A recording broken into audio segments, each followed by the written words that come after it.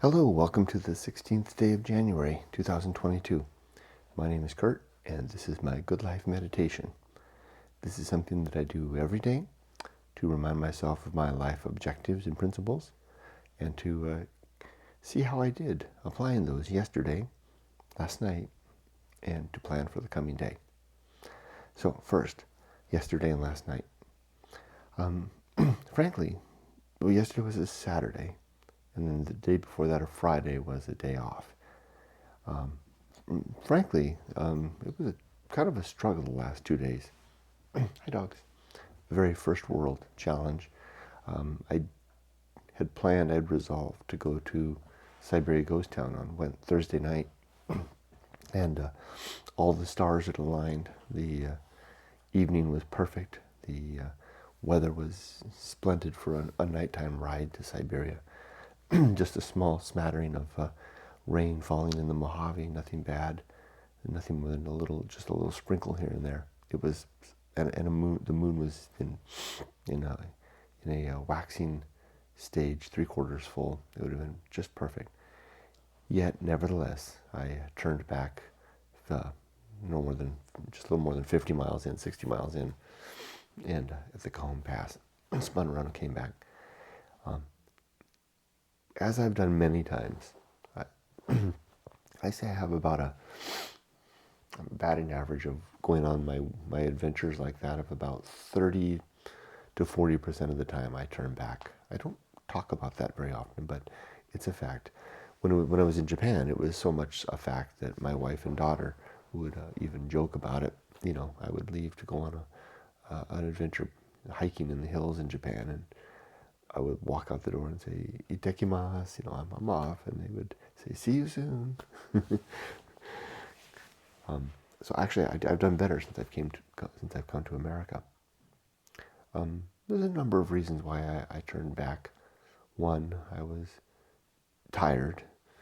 As I'm getting older, I really do I get really tired and I fall asleep very early.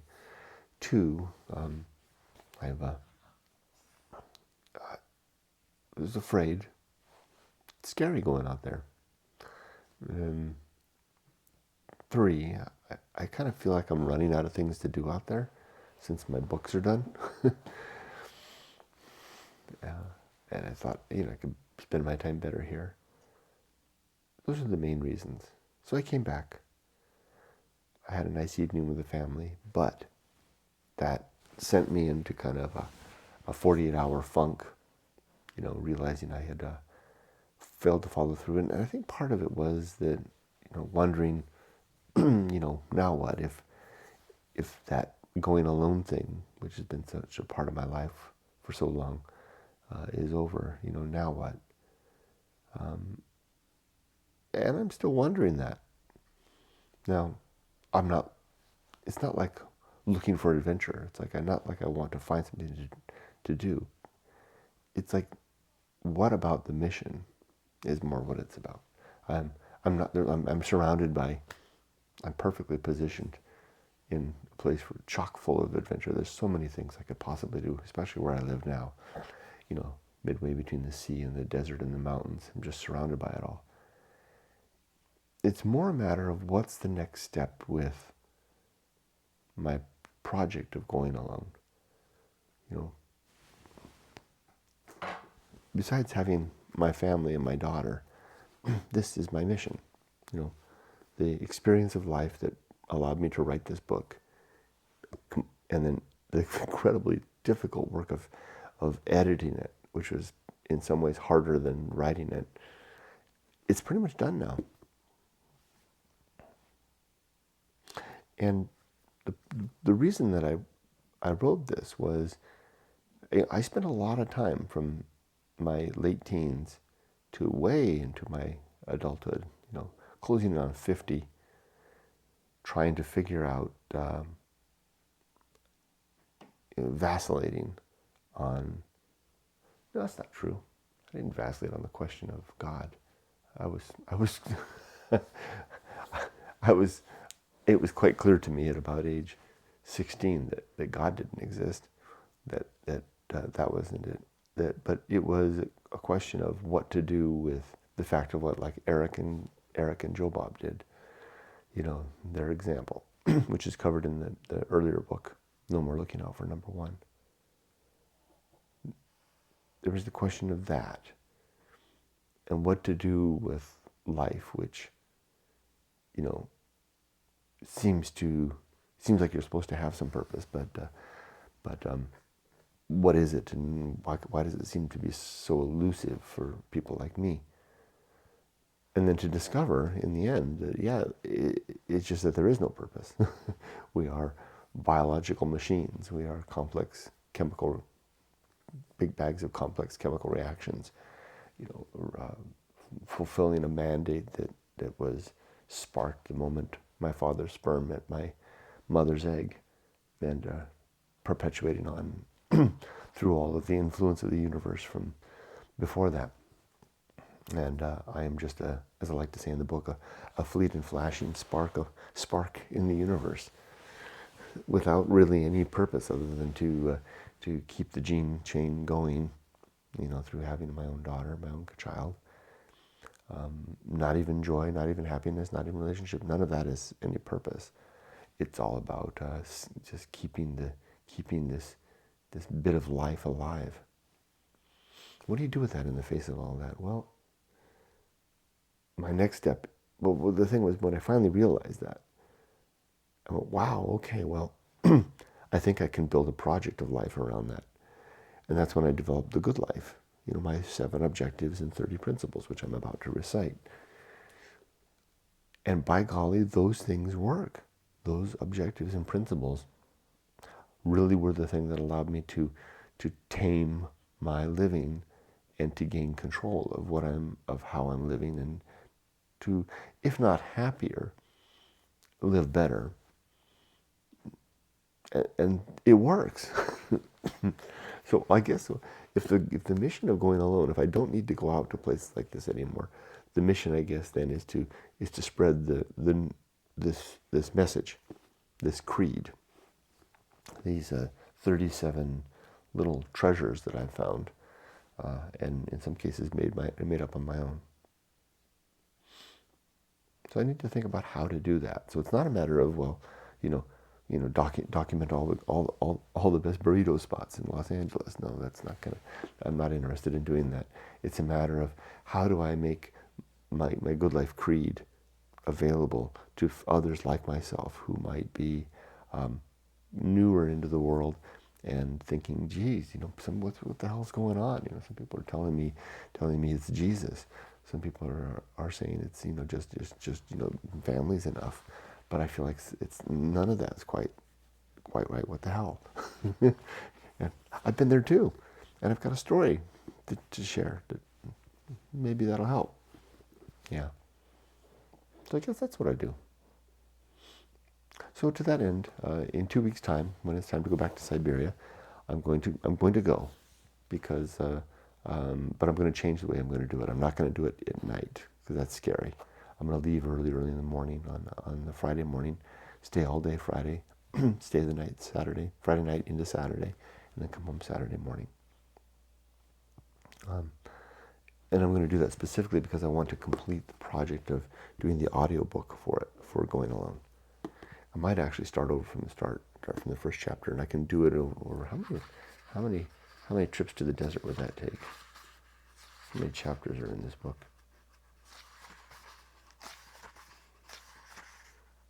16. A year. And if I go every 2 weeks, what is that? Yeah, 32, less than a year. So I'll do that. Well, this talk was helpful. I think I got myself straightened out a little bit. So thank you for the forum and opportunity. Anybody out there that might have listened. It's your audience, real or imagined, that causes, when I turn the camera on, that causes me to be more honest in both my introspection and my communication. Honest, straightforward, and clear. I used to, for the many years that I was doing this good life meditation on my own, I would knock this out in 5 to 10 minutes, because I would just, bang through it. Now, since I've been doing it this way, I'm averaging, 30, I give it, it looks like 30 minutes on average, more, maybe more. Part of the reason is because I do the preamble, the thinking about the day before, and then the preparing for the day ahead. But that's good stuff. That's really juicy stuff in terms of helping me to see how I'm doing applying things. I feel good. I feel like I've properly, it took me 48 hours, but I've properly digested what happened on Thursday night, and I'm prepared to go forward. So let's do it. The Good Life Meditation. My 7 objectives are as follows. 1, to be always ready to die.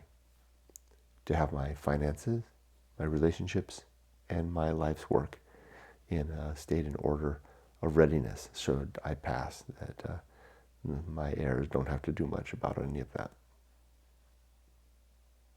And whatever message I wanted to say is in a state to carry on. I have a little over there on the shelf. I have a little tiny little book thing with all the books, all the 4 books that I've written, all ready to go on a little shelf. So that's it. One of these days I'm going to use my old woodworking skills and make a little wooden box to put them in, so that Emily, my daughter, doesn't have to worry about them scattering all around. She can just keep, here's Dad's stuff. I'll put it in the storage, and maybe 2 generations down, her grandchild, well, what's this? And my relationships are in good shape. That's the other part of being ready to die. Number 2, to make good and effective use of time. To not dally around or be frivolous with the moments that I have. Number 3, to develop and maintain good and sound life principles. That's these 7 and 30 that I'm talking about now. It's taken me since 2017 to put these together. I'm working on them every day. A little project of mine. That's that project, and I work on it every day still. That's what I'm doing right now. The next objective is to cultivate good emotional reactions. To put myself into a frame of mind, in a state of living, that whatever comes throughout the day is, even if it's a surprise, is something that I'm prepared to weather and manage. That's a good way to say it. Weather and manage, because like the Anchorhold, the principle that's coming up, it's there's really no escape. The winds of the sea, even when you're down in the cabin, there's no escape. The next objective is to do good things throughout the day. Then to recognize my true limits and my true opportunities. What is it that I possibly can and cannot do? And then finally, my last objective is to do one thing at a time, and to do that thing slowly. No multitasking in my world. Those are my 7 objectives. Let's go through the principles. There are 30. The first of these is the principle of war. A position of fighting against the things that I think are true, so that if they are not true, I have a chance of discovering that. And also warring against everything that others claim is true, if it's something important. I don't fight against the mundane stuff, but if you tell me that the world is managed by some supernatural agency, then I'm going to need some convincing. If you want me to believe that believe like you. Number 2 is reason and the sub-principles of honesty, objectivity, and doubt.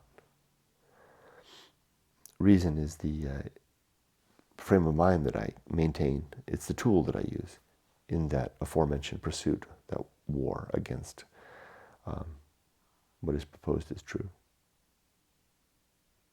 And I'm being reasonable when I'm honest, and I'm objective, and I'm a skeptic. And reasonable also means propositions that can be shown through good methodology to be true. Sound arguments, deductive or inductive. The next principle is the homunculus, the idea of a little man living inside my head, right there behind my skull, peeking out through my eyes, running the levers. Now, of course, there is no such little person inside my head, or yours, but it's a helpful reminder that my consciousness is instantiated within my body. It's not, excuse me, I'm gonna sneeze. Pardon me. My consciousness is not some spirit that floats somewhere inside me and that will fleet away when I'm dead. Instead, it is an emergent property of my mind that will wink out the moment that the blood pressure drops to a sufficient level and the brain chemistry ceases for whatever reason. Disease and death follow. That'll be the end of the homunculus. And me. And it'll be forever, apparently. Now that's something that should be sobering. Why does that bother me less than the idea of not having a purpose? Even if that purpose is contrived.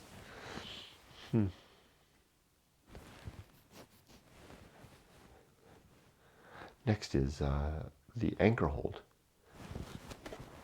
I stopped doing this for a while, but I'll do it today.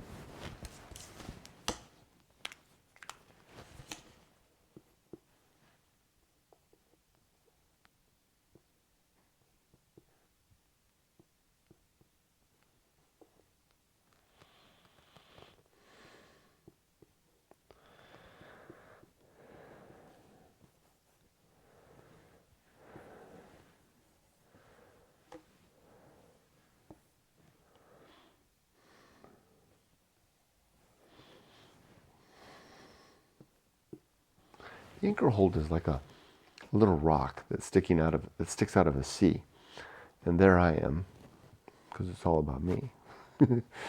You have your own Anchorhold. There I am, standing on the rock, gazing out with my hand at my eyes, gazing out at the distance, and there's a broad, expansive sea all around. The tide rises and falls, and it's a little bit scary, intimidating when the tide is high because the water is very dangerous. You don't want to get in that water. It's infinitely deep and dark. Infinitely dark. Infinitely deep and very dark. And also sometimes the sea rises, churns, splashes, gets the rock slippery. So there are others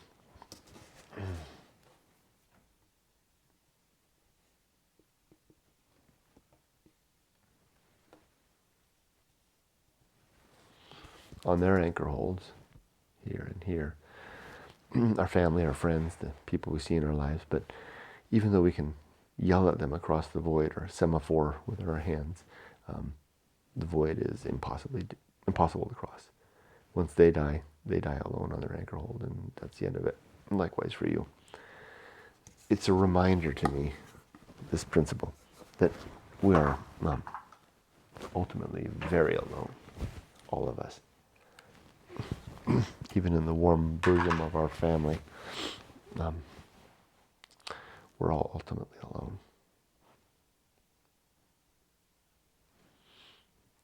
The next principle is the principle of the home of good and evil, which is an idea that suggests that good and evil are not absolutes in the universe. There are no 10 commandments with 10 laws inscribed by the finger of God. No code written in the stars. Sure, we have our DNA code, but that's nothing more than a fancy bit of chemistry.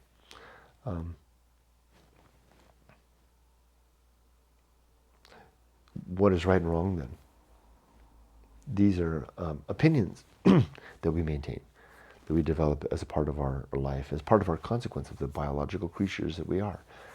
We develop them and we share them, and we even codify them into our community laws. These are the ideas that help our species to survive and to perpetuate our genes. Again, back to that old idea, keeping our genes into the next generation, keeping the spark alive. They help us to keep the spark going. That's all. Nothing more than that.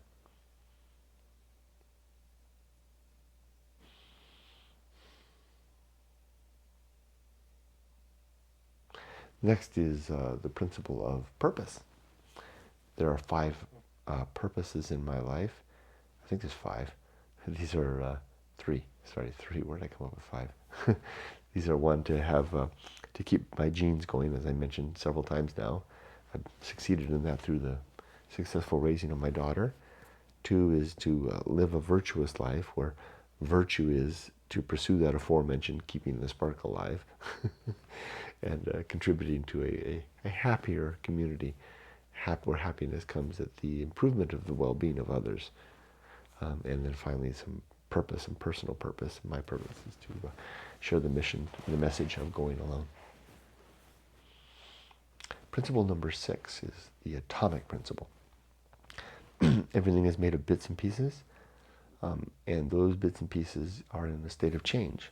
So what I am right now, these molecules and atoms that form me, will in a very short amount of time be reduced back, probably through fire. I'll probably be cremated, although I'd prefer just to be left out in the desert to desiccate away. Might have my bones turned to sand. Wouldn't that be sweet? But very soon, this is all going to be burned up, and everything in here too, and everything that I am will be either smoke, gas, light, heat, energy, and a bit of ash. The principle of the atomic principle. It's a funny way to say it. Next is the principle of nature. Everything has some particular nature, and it's good to remember what that is. It's the nature of our days to be sometimes good, sometimes challenging, like Thursday, but rife with opportunity.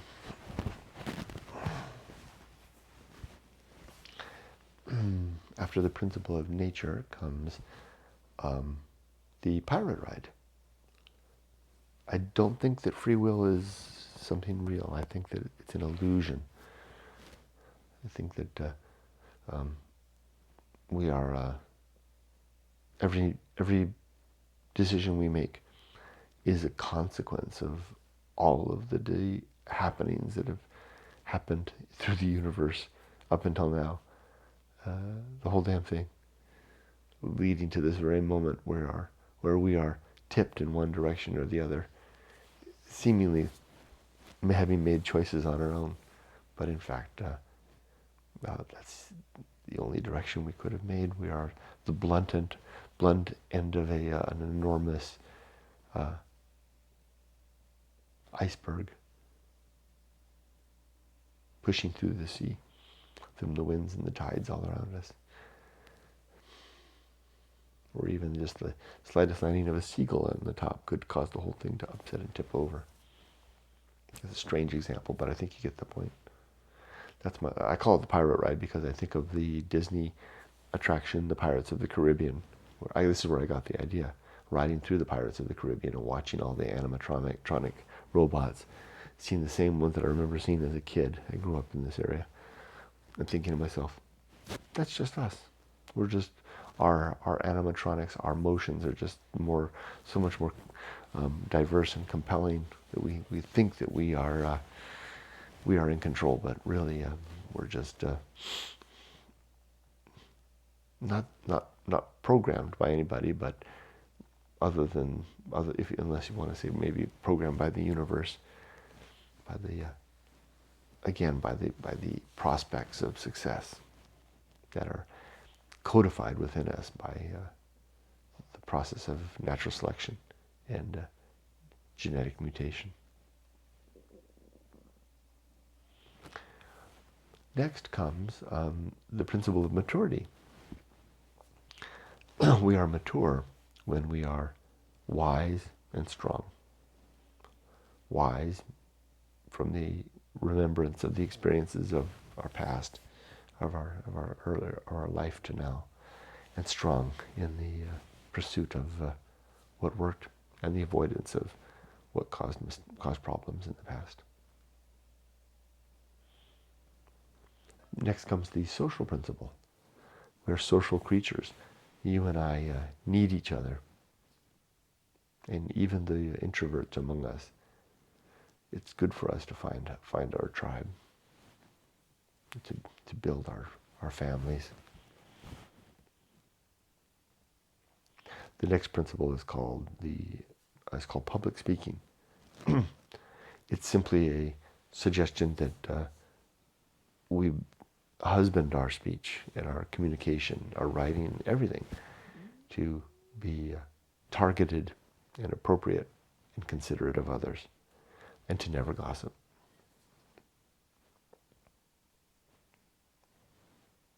Next comes temperance and the sub-principles of suffering, simplicity, and apathy. We live a temperate life when we are in control of our consumption of all things, food and drink, work and play, all of it. We live better when we're in control and controlling what we ingest and how we work and how much we work and how much we play, do all of it, puts us in the position of control, or seeming control, remembering the pirate ride. And there's something to appearances, isn't there?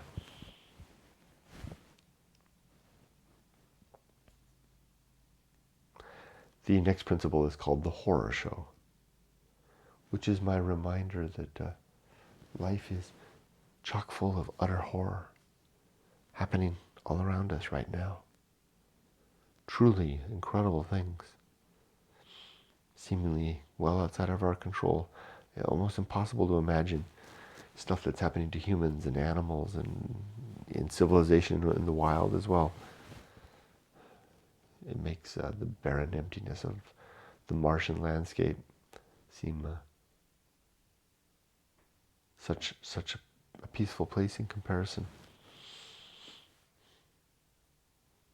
The religious might tell us that this is a consequence of our sinful nature.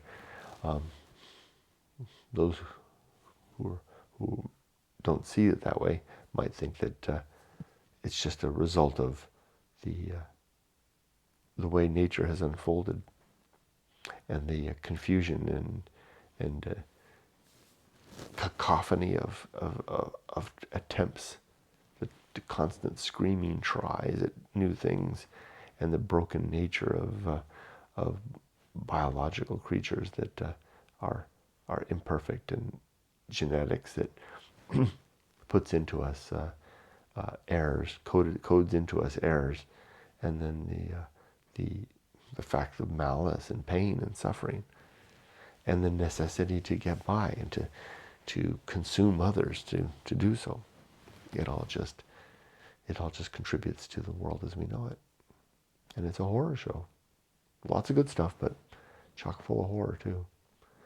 And I have this principle to remind me of this fact so that I can enlist my energies towards improvement. And I do this in part through the next principle, which is called that which must be borne with an E on the end, carried. And what I have to bear is the struggle through the things that are, if not horrifying, at least difficult for me, like really tough days at work, or days or 48 hours of confusion, or the fact of watching others, loved ones, suffer and die, trying to help them, and to bear that fact, and to one day bear my own upcoming death and possible suffering, maybe horrible suffering. The horror show.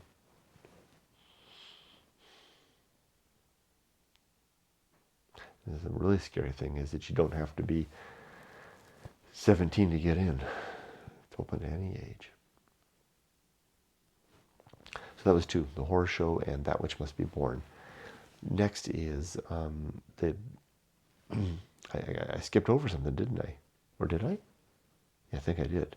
Let's go back. 2 principles, which are distraction and agency and the great indifference. Distraction reminds me that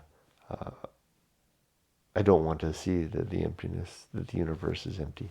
I don't want to know that God doesn't exist. And so to avoid that discovery, I cover my eyes and my ears and my mouth, and I pray.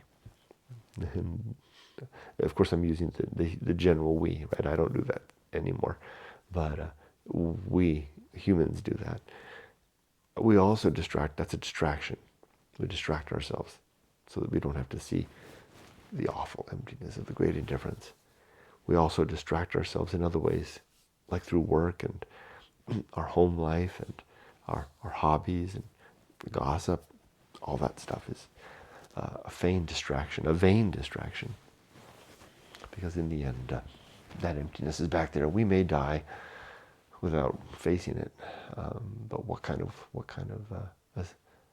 a life was that? So I just did that one. Now let's come back up. Another principle is the best seat in the house. To not want to be anyone else or be anywhere else or be doing anything else, but to be okay with who I am, where I am, and what I'm doing at all times, all the while striving to make things better. The next principle is called the Path of Wildness. It's easy to find. It's the course of a stream, leaves blown in the wind, a beast's track through the brush, and the direction of our first inclination. The path of wildness is how we can move forward from the inertia of staying in one place too long. I have to remember that, because that's what's happening. I have this inertia of staying in this home all the time, with having started to work from home from COVID, and then rarely going out, and then going to the desert on my motorcycle is quite a prospect in comparison. No wonder I turned back. It's really hard to do. But sometimes in life we need to move forward into new life, and it's tough to do when we are so settled in our lives. So the path of wildness is when we decide we want to explore moving forward. Maybe we've even resolved to move forward. We collect some facts, and we give ourselves some time to think about it, and then we make a decision. Or if we need more time, we think a little more. And maybe that goes on for a while. We just can't quite make our minds up. There might come a point where we decide to break the stalemate and say, okay, I'm just going to decide. And even though I don't have enough facts, maybe I will lean in with my gut feeling. Go with that. And that's when we break the tie and we decide the path. Informed, considered, and decided based on our gut, maybe. Now, there's no guarantee that that's the right path. But there is something to be said for moving forward. I have to remember that too. There's some virtue in moving forward, even if it's off the edge of a cliff. The next principle is called the risk of avoiding risk. There are 2 broad categories of risks in this worldview. The shallow risk which are the risks of not getting a good education, not settling down with a good job, starting a career, finding a spouse, making a family, buying a house, saving for retirement, and etc. I call those are all hard things, but I call it the surface level risks because these are all things that our society and our families encourage us to do. So we have and that says a lot. There's a lot to being encouraged and having entire institutions set up in life that help us to facilitate particular goals. That's why they're shallow. The deep stuff is the stuff that's related to that inner gnawing feeling that we have that there must be more. What's my life about? What am I going to do with this living? What are the big questions? How am I going to address these things? That's tougher because mostly we're left on our own with that. We may find some friends who will hear us out and will offer us another beer and cheers and shall we watch the sports game? Back to distraction. We're kind of on our own with that deep, deep risk. The problem is that if when we're teens and in our early 20s, if we ignore that, if we feel those questions, that tug, and we ignore it, we're likely just postponing the inevitable, the face down. It has a way to come back to us. Some people seem to not be haunted by this stuff, and to them, I kind of envy them. My wife is one of them. She's quite happy just with the sane and sane, and that says nothing to her intelligence or her sophistication or anything like that. She's incredibly smart and very sophisticated, and she knows all the answers already. In fact, she's just not drawn to this. Finding oneself. It's not really a question for her. Maybe it's because she's already found herself. She told me once that being Japanese wasn't kind of enough. I know that's not true for all Japanese, but maybe that's enough for her. But so as she gets older, as a result, she's probably not. I don't think she's going to be haunted by this. Me, I would be. Maybe there's a lot of others out there with you. This is the risk part, right? If I had not had my great life adventure and had not written my book, as I enter my dear old age period, I would be asking myself, what did I miss? Did I miss my calling?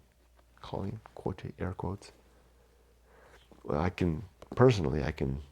this is my salvation in that regard, because no, I lived my adventure. I told my story. I wrote it down. I even put a hardbound cover on it. I can set it aside, and I can get on with my daughterage, the coming diseases of old age, the loss of my mind, and eventually a painful, agonizing death, perhaps. I can go through all of that, having the satisfaction that at least I had my say. For those of us that want to have some say, I'm not bragging. I'm simply I'm attempting to illustrate the point that those of us that seem to be called by some deeper yearning, it's good to do something about that, and to do it young, to start off young, maybe in our 20s, give ourselves the entire decade of the 20s for some experiences and adventures that will form the nucleus of whatever it is will be our story. That's the deep level risk. The next principle is called sin and damnation. And there are 7 sins in my worldview.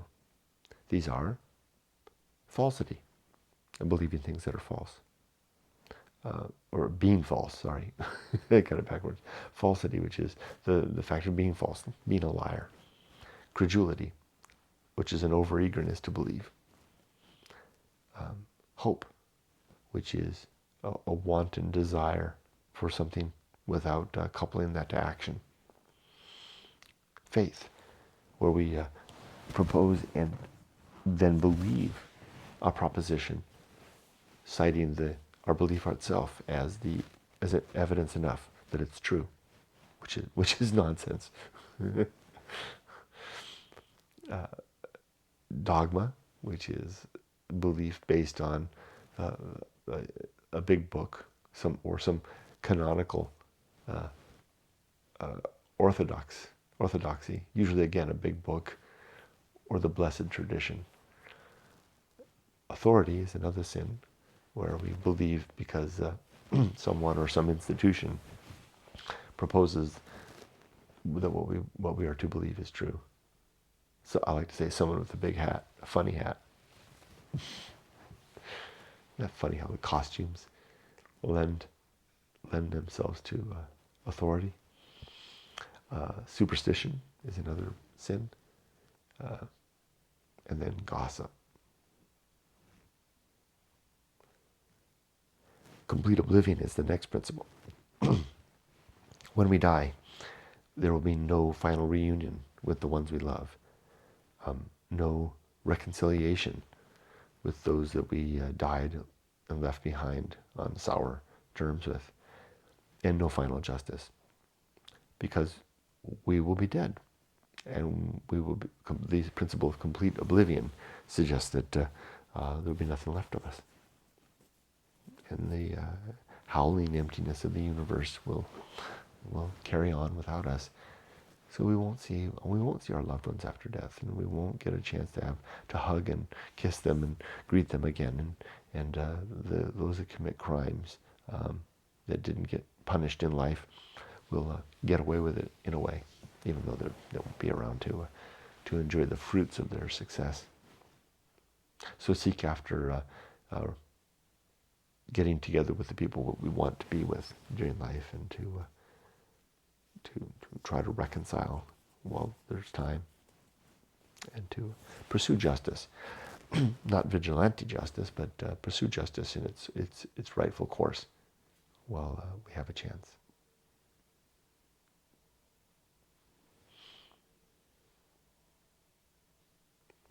Next comes the great life adventure. I kind of talked about this just a moment ago when I suggested that we give ourselves the decade of our 20s to pursue some experiences that will become the centerpiece of our lives. An example that I don't talk a lot about, but I think it's worth pointing out, is that war for some veterans becomes that. Those that survive, I'm sure that those that are gravely injured and or killed, if they could, they would have a different opinion. But for some people, you've known them, especially here in the United States. Those vets that rally their identity around the experience of the war that they fought, particularly World War II vets. They're mostly gone, but I remember as my childhood, a lot of them would do that, right? That would become the centerpiece of their existence. That was their great life adventure, going off to war as young men in their teens, surviving, seeing the horror show, surviving triumph, coming to grips with some sense of right and wrong, and then becoming the instruments of that, and succeeding, and then living in that sense of carrying on in that glory ever since. That was their great life adventure. Now, thankfully, we haven't, generations of us have gone by in the United States now that we haven't had that opportunity to have that glory. Thankfully, again, I'm forgetting, of course, the veterans of Afghanistan and Iraq and those experiences, which I've had that experience, but in a way it was different, right? It's a curious thing. I guess maybe because in World War II there seemed to be such a clear-cut, at least maybe it was propagandized, but a clear-cut distinction of right and wrong, and who the enemy was, and good triumphing, over evil. Maybe a little more cloudy in other conflicts. Anyway, I think my example has kind of gone astray, but you get the idea.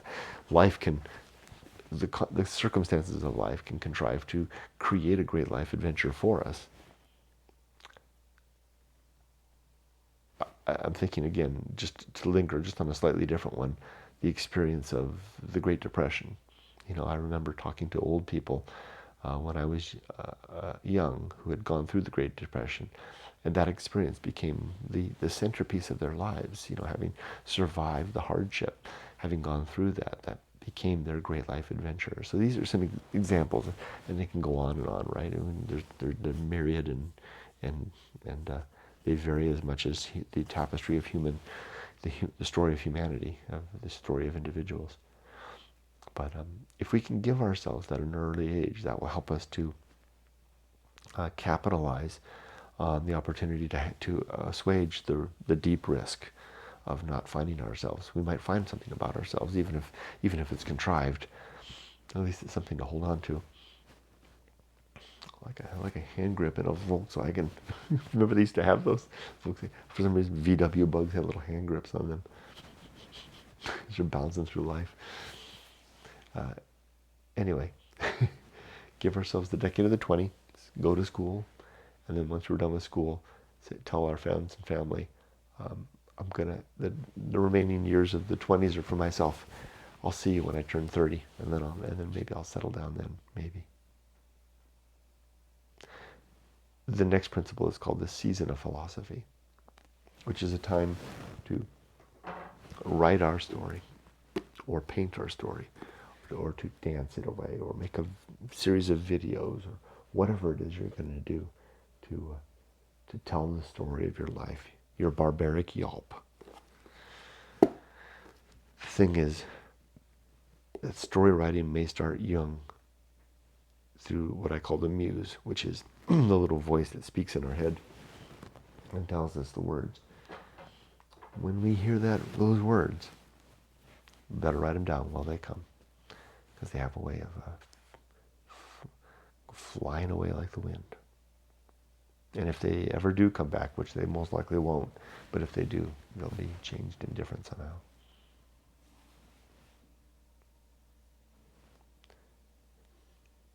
Next is the bullseye aim.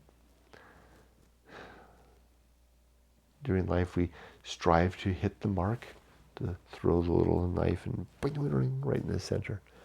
Usually we miss a little bit, sometimes a lot, sometimes completely off don't even hit the thing at all together. And it's good to remember that. Next is the uphill climb. Life is a steady march upwards and forwards. Stopping too soon, we can dig in, which is comforting. You can make a nice cozy fort against the winds on the mountain, but you miss the view that you can be enjoyed from higher reaches. The next principle is the arena and utility. Life is like a gladiatorial arena where we step out with all of our principles, hang like tools on a tool belt. Enlisting a little apathy here, battling it out like a gladiator. A little temperance over here. The Feast of Offal. Oh, I forgot about the Feast of Offal. How did I skip that one? I'll come back to that. So life is these tools that we use, and it's this arena. And we're only in the arena for a short while. So make good use of it and enjoy it. 2 more to go, but we'll go back to 1, the Feast of Offal, which I forgot. Remember the temperance? Temperance. Temperance allows us to control our consumption of things, including our emotions. Sometimes if we're not temperate with regard to our emotions and what we're feeling inside, the upset or anger rises up, we can kind of spew it out. Not literally, but sometimes even literally. We can, get upset at our family and say, they can see we're kind of frustrated. And gosh darn it, why does it always have to be this way?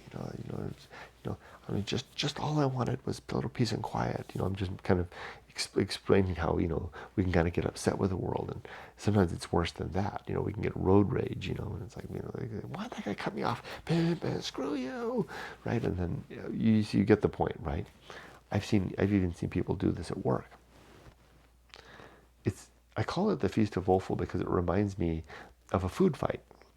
Because when we behave this way in the presence of others, people tend not to turn away, but they tend to lean in to observe, right? To watch us having our meltdown and our tantrum. And what's more, they might even consume some of it. If I'm telling them, you've always been this way. I'm just making this stuff up, right? And they go, what do you mean I've always been this way? Well, screw you, right? And then it's like I'm having a food fight of my upset. My upset is vomiting out, and I'm throwing it at you. Black, and you hit you in the face, and you swallow it down. It kind of makes you sick. And now you're a little, maybe not now, but maybe later. Later in the day or maybe later in the week, it'll kind of bubble up in you, and you'll be a little mean to somebody or throw out a little upset. It just kind of passes on one after another. That's why I call it the Feast of Offal. Offal being the waste, the stuff that normally in butchers normally we wouldn't eat on our own. We'd want to grind it into sausage, make it look a little more appearance and appear well, and then cook it up. The Feast of Offal. It's a good thing to avoid consuming, sharing, and passing along to others. Two more. Coming back to the end. The second to last principle is called the nothing is enough. And it's just a simple reminder that less can be so much more. It's cliche, but it's true. Especially if we can learn to be all right with the quiet and the emptiness and being alone with ourselves, or our thoughts at least. Hi, Rudy. The last principle is the principle of fun, which is just my reminder to have a good time. That there's all this serious stuff to take on and live with, and there's the horror show, as sobering as that is. But there's also a lot of beauty and a lot of fun to be had, a lot of love to enjoy with one another, and compassion, and just thrill. So have fun. You're going to be dead. I'm going to be dead very, very soon. So I'll work on this stuff. I'll attend to my 7 objectives, and I'll utilize my 30 principles, and I'll reflect on them every day, and I'll try to make them better. But I'll also make good use of these days that I have to not only pursue virtue, but also to have a fun time. And there you go. That's my good life for today. Now let's forecast the day. It's a Sunday. Emily is off in Irvine. She'll be with her, hanging out with her boyfriend and family today. Yumiko and I are on our own. We completed all of our chores yesterday. The house is all cleaned. We did all of our shopping. We're basically free. So we're going to take a drive out to a community called Joshua Tree, which is about an hour out from here. It's a desert community, and we're going to do a little antiquing out there. They have a lot of antique stores. It's kind of a pleasant place. I like Joshua Tree. We should have a nice drive. So after I'm done with this, I'll take the boys, my 2 dogs, for a walk, although they still don't want to go out. It's still dark outside. We'll go out for a nice walk, and we'll come back, have breakfast with my wife, and then I'll take the dogs for one more walk just before we go so that they have a chance to do their business, and then Yumiko and I will be head off to do a little antiquing for the day.